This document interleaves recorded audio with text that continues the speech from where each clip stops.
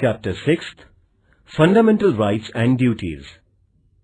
In the previous chapter, we studied how the Constitution of India was written.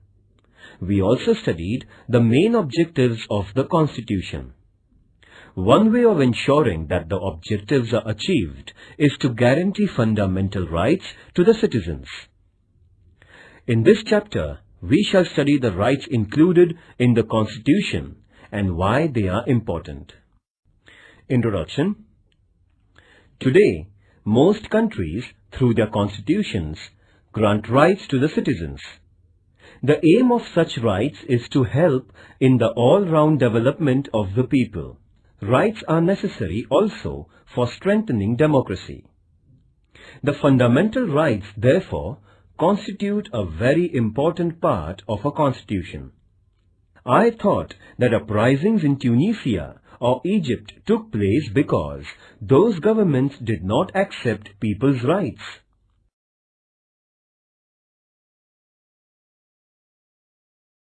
A. What is a right? When we say that a person has a right, we mean that the person can engage in a certain act and that others accept that behavior. Having a right also means that the person can expect specific behavior from other persons and from the government. Thus, rights can come into being only when other members of society and the government accept certain obligations. You must have seen that there is a silence zone near hospitals. This is a regulation local authorities declare that you cannot blow horns while passing through the silence zone. This regulation comes in the backdrop of a socially accepted idea that patients in the hospital need silence and that they are entitled to rest and recuperation in peace. Thus, the patient's claim to rest is accepted by society, and then a regulation is made to enforce that claim. Society accepts various such claims mainly when they are seen as reasonable. In other words, rights require in the first place an agreement among members of the society over what are reasonable claims of its members. Then, it also requires legal provisions for ensuring the rights. Such legal provisions include limits on the powers of the government.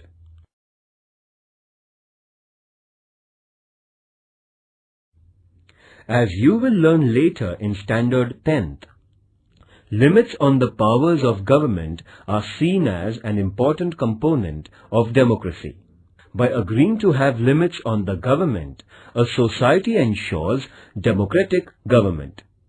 When there are no limitations on government's powers, there is no democracy. I had heard of this word democracy, but did not know that it was related to rights. Must find out the rights of people in different democracies. When we say that we have freedom of speech, it means that other people around us also have the same right, and we all agree that we can freely express our opinions.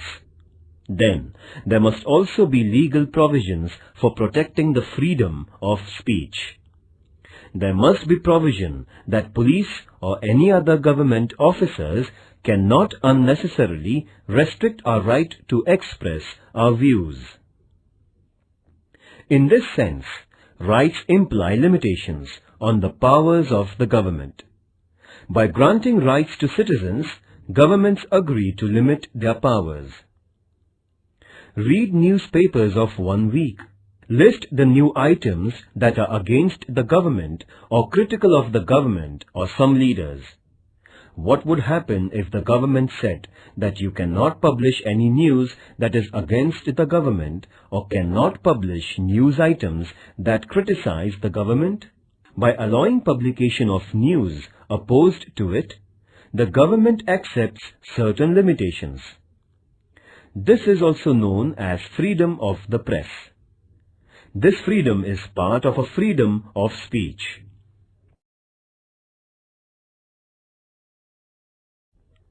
But granting these rights was not an easy or straightforward process. In many countries, people engaged in struggles with their rulers for long periods before they could get their rights. When the Constitution of the United States was written in 1787, the idea of rights also existed. But that Constitution originally did not mention any rights because makers of that Constitution felt that rights are already there and do not need mention in the Constitution.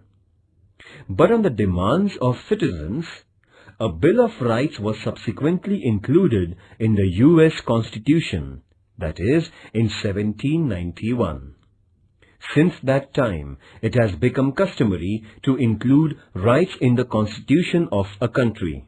The Constitution of India includes a detailed list of rights. These are called fundamental rights. This means that these rights are of fundamental importance. They are so important that the government cannot take away these rights. Long back in 1215, the British monarch had to agree to some restrictions over the monarchical powers. This agreement is famous as the Magna Charta, a charter agreed by the king. Even after this, there were many struggles in England between the people and the monarch. Those struggles resulted into many more limits on the powers of the king or queen. Ultimately, these struggles led to democracy and acceptance of citizens' rights. In 1776, the American people declared their independence from England. That declaration is known as the Declaration of Independence, in which it was asserted that certain rights of human beings were inalienable, meaning that nobody could take those rights away. Similarly, the French Revolution of 1789 also underlined the importance of rights through the Declaration of Rights of Man and of the Citizens. The French Revolution led to abolition of the monarchy and the rise of democracy in France. In what way rights are related to democracy?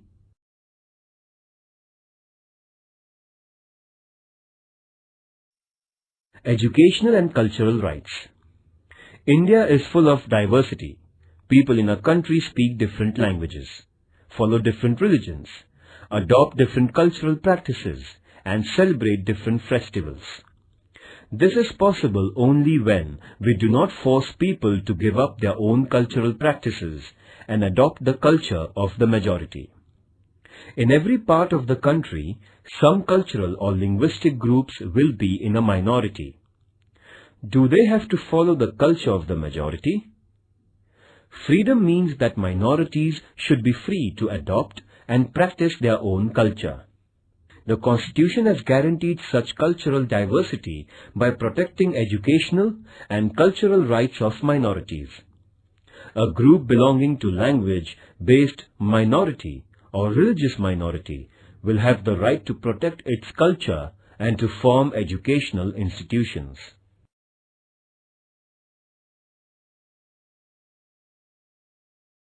B.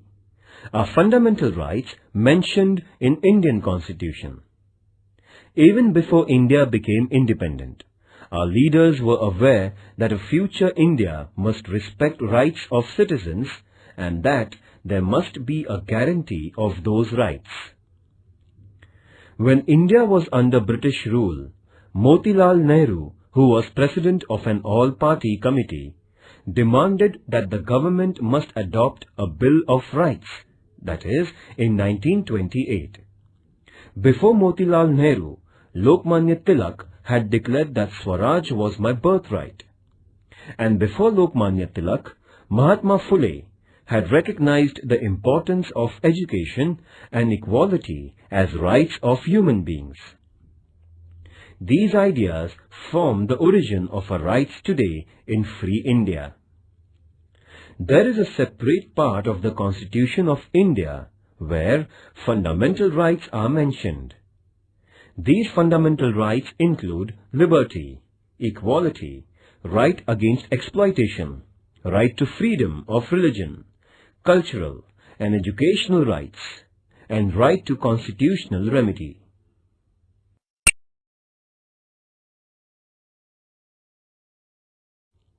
C. Human rights. It is now internationally accepted that every human being has certain rights. These are described as human rights. It is also accepted now that human rights should be adopted and guaranteed by every country, and necessary mechanism for protection of human rights should be created. In the year 1948, the United Nations adopted the Universal Declaration of Human Rights, 10th December 1948. This day is celebrated every year as Human Rights Day. Later, in 1966, the General Assembly of United Nations adopted the International Covenant of Economic, Social and Cultural Rights, and many countries have signed that agreement. According to the international norm, India has created the National Human Rights Commission in 1993. The Universal Declaration of Human Rights lists many important rights. These include individual freedoms such as freedom of speech, movement, etc., right to equality, cultural rights, and freedom of religion. Besides this, Declaration also includes wide-ranging rights such as right to work, right to rest and leisure, right to education, etc. The purpose is to ensure a balanced development of every individual and ensuring equal worth of all persons. Dignity and justice for all of us, this is the motto of the Universal Declaration of Human Rights. Activity. Using Internet, find out countries that have adopted the Declaration of Human Rights. For information about the number of countries that have signed the International Covenant, access the UN website.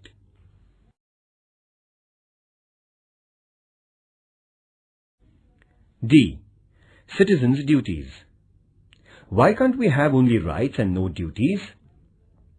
It is often said that rights and duties are two sides of the same coin. Do you know what it means? Let us take an example. Right to equality means that men and women must have equal status and equal treatment. Does this happen in real life? Unless all members of society respect this right and fulfill the duty of treating women as equal, this right will never fully come into being. Therefore, it is the duty of every citizen not to engage in domestic violence against women and to oppose ill treatment of women, because women are not treated equally and practice of female foeticide is prevalent. Is it not a duty to respect women as equal citizens? You will now understand why duties are important for the fulfillment of rights. Just as society must respect our rights, society expects that we accept certain responsibilities as our duties. Some duties are listed in the Constitution as a fundamental duties.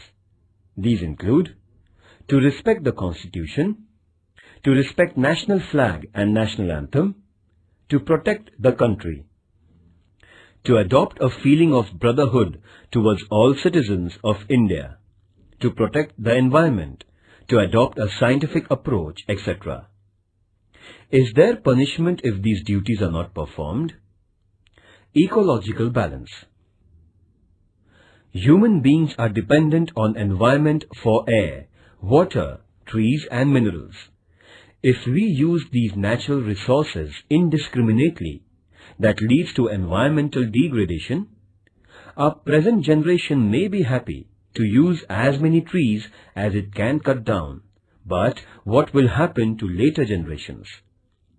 Already, over-exploitation of natural resources is leading to crises such as drop in rainfall, rise in temperature, and many other environmental hazards. This only shows the importance of duties, It is not our duty to use the natural resources carefully?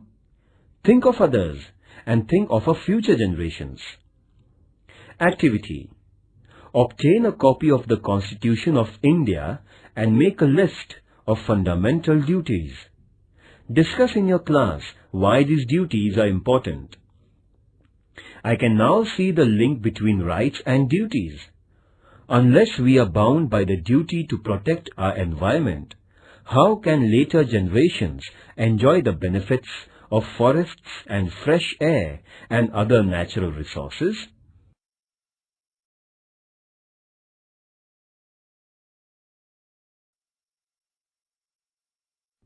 Right to equality. Democratic government means that the government is not arbitrary. It works according to rules and regulations. But what if rules were only applied to some people and not to some others? It would still be an arbitrary government. Therefore, there must be the same rules for everyone. This is the principle of equality before laws. Our Constitution guarantees that all persons will be treated equally by the government. Equality means that persons will not be treated differently just because of the gender, religion or caste, etc. Right to equality also means that everyone will get equal opportunities. Remember that there are many inequalities in our society, and to remove those inequalities is the objectives of our Constitution. Therefore, it is the responsibility of the government not only to treat all persons equally, but to implement policies that will bring equality in our social relations. You may have heard about reservation of seats in school and college admissions for women or persons of weaker sections. This is an example of government's efforts to bring equality. Right to equality does not mean only equal legal treatment.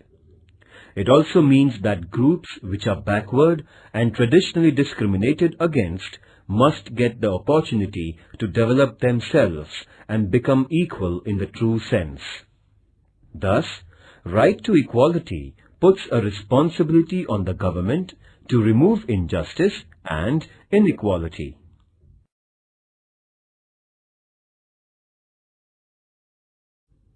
Right to freedom of religion. In India, people follow different religious practices, but the government does not support or oppose any religion. Every person is free to follow any religion and pray according to her or his religion and also propagate their religion. The government will not differentiate between persons of different religions only on ground of their religion. And because there is no religion which is the official religion of our country, government or government-aided institutions will not force us to follow any particular religious practice. Government also does not itself preach any religion or give religious education in schools aided by it.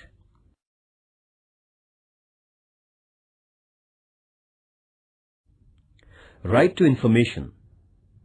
Similarly, the right to information is now enforced, though it is not part of our fundamental rights. Citizens cannot judge the government if they do not have enough information. Therefore, of late, it has been accepted all over the world that democracy means citizens' right to get the information from their government. This is known as the right to information.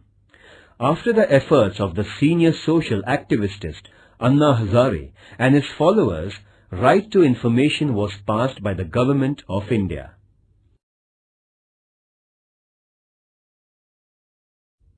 Right to liberty. Right to life is one of the most important rights of the individual. Our Constitution guarantees this right. It means that even the government cannot take away our life or cannot arrest us without reason and without legal procedure. But merely a guarantee of life is not enough. As human beings, we want to live a meaningful life. We want to do things we like. We want to develop our personality, follow our hobbies, pursue our own interests. For this to become a reality, we need an assurance that there won't be unreasonable restrictions on our personal liberties.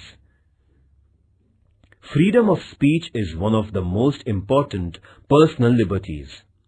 Besides, we have the liberty to form associations and organize meetings. We also have the freedom to move freely in different parts of the country and reside anywhere in the country. And we have the freedom to undertake any profession or business of our liking.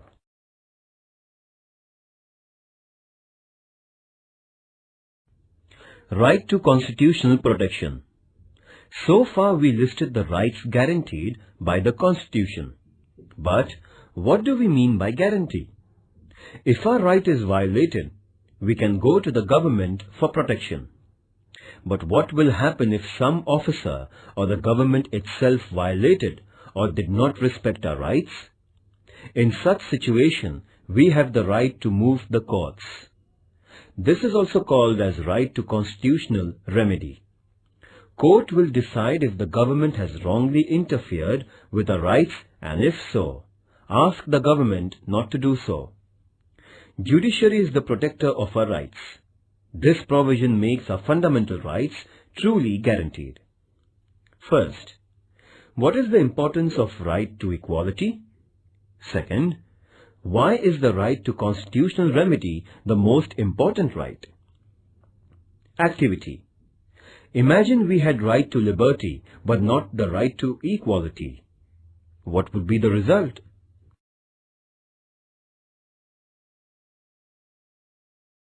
Right against exploitation. Both liberty and equality will be violated if some people are forced by others to undertake some work against their wishes. Because of poverty, there used to be many people who would take loans from private moneylenders, and the moneylenders would then force them to work without payments until the loan and interest are repaid.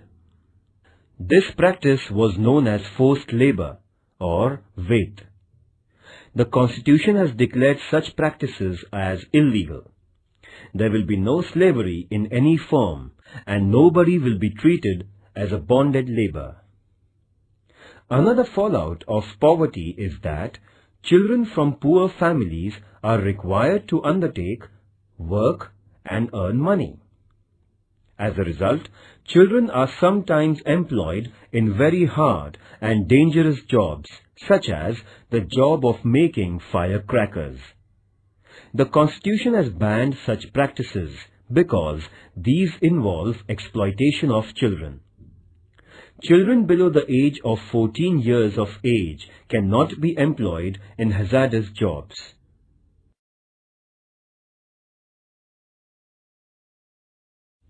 Positive and negative rights. Rights are necessary for our personal development. They are necessary also for the well-being of the society. Rights ensure that weaker and backward sections of society get opportunities to improve their condition. The right to equality is very important in this respect. Thus, some rights are limitations or restrictions on the powers of the government, while some rights mandate that the government adopts policies for the well-being of weaker and needy sections. In this sense, rights are responsibility of the government and the society to make sure that various services and facilities reach all sections. So, our rights are twofold.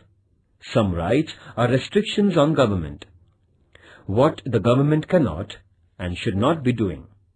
Let us call them negative rights, because they tell us what the government should not do.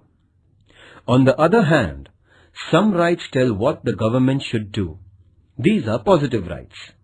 Right to education, for instance, is a positive right.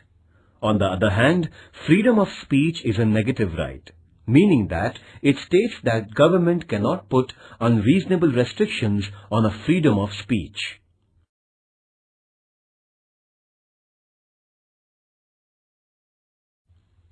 Other rights. The idea of rights does not stop only at fundamental rights. For instance, we know that citizens of India enjoy the right to vote. This right is not listed in fundamental rights, but it is part of our constitutional rights. Even after the Constitution was written, the scope of our rights has been expanded.